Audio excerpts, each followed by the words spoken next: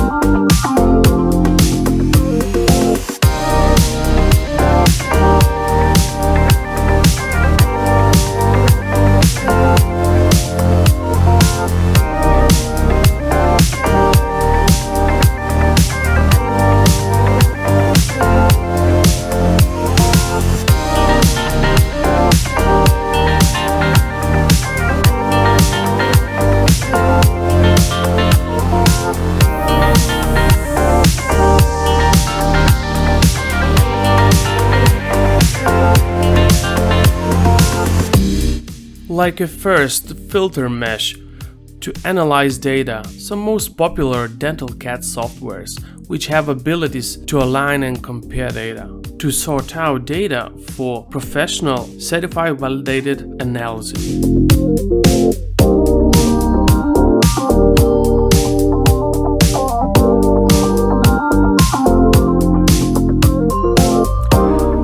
Are you really interested to know how a 3D scanner performs and compares to the big old dental company made famous and training scanners?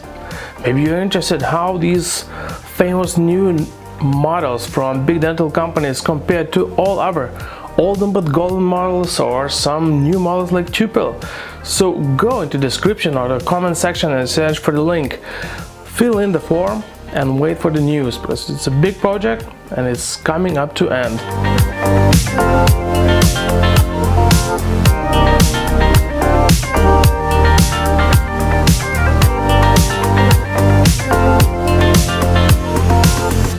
The best solution to overcome issues with optical scanning is to have also reference data with CMM machines, touch probe, coordinate registering mechanical scanners, and to compare data with numbers which we found out on professional 3D metrology software. In this case, we were using Size Company software, which is validated and certified.